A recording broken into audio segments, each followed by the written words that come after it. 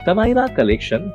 हमारे यहाँ पेपे, Levi's, spiker, Monte Carlo सभी प्रकार के ब्रांड और लोकल फैशन वेयर उपलब्ध है। सभी सामानों पर 20% की छूट।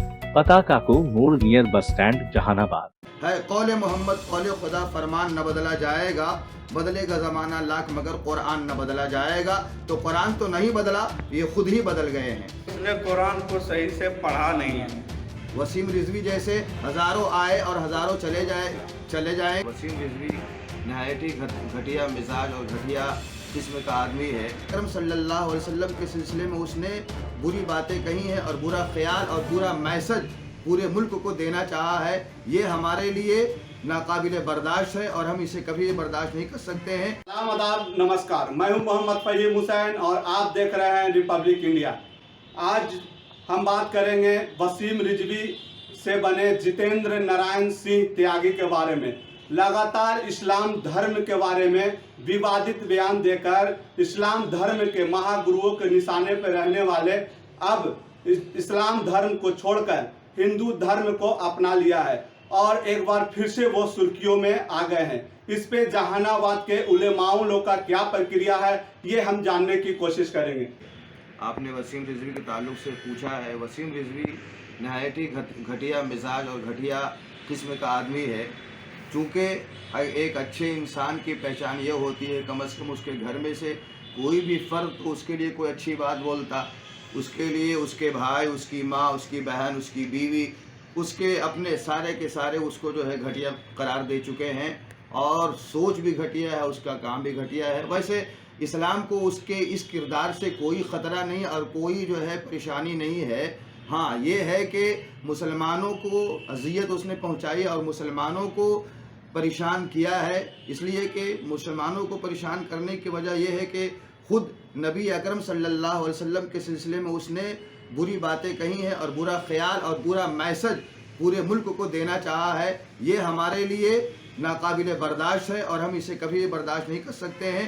वसीम रिजवी जैसे हज़ारों आए और हज़ारों चले जाएंगे, हज़ारों आएंगे चले जाएंगे, उससे कोई फ़र्क नहीं पड़ता।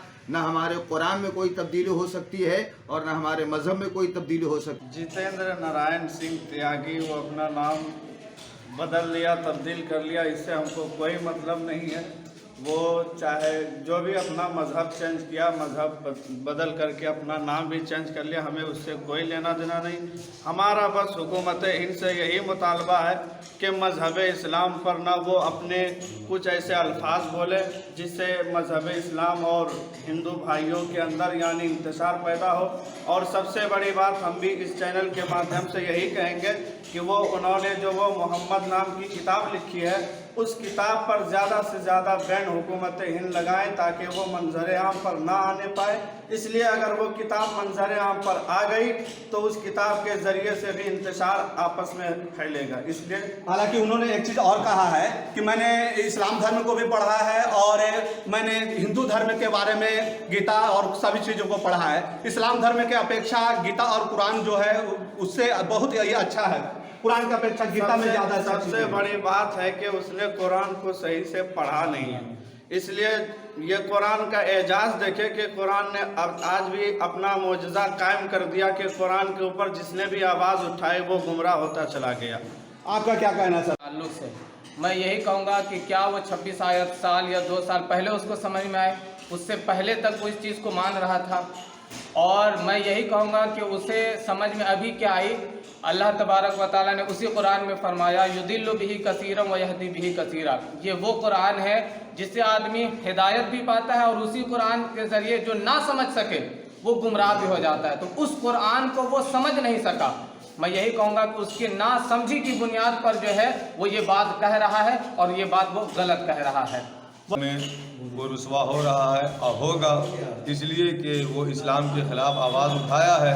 अगर इस्लाम अमन और सुकून का पैगाम देता है और हम और आप यही चाहते हैं कि वो जो किताब वो शाया किया है उस किताब को बंद किया जाए। हुकूमत हिंद से तमाम लोगों का यही मुतालबा है हमारा भी। देख रहे हैं किस तरीके से इन्होंने अपना पक्ष रखा है। इनका कहना है कि वसीम रिजवी ने जो अपना किताब लिखा है मोहम्मद साहब के बारे में, वो किताब उस पर रोक लगाए। कैमरामैन गुलजार काकवी के साथ मैं मोहम्मद फ़हीम हुसैन, जहानाबाद।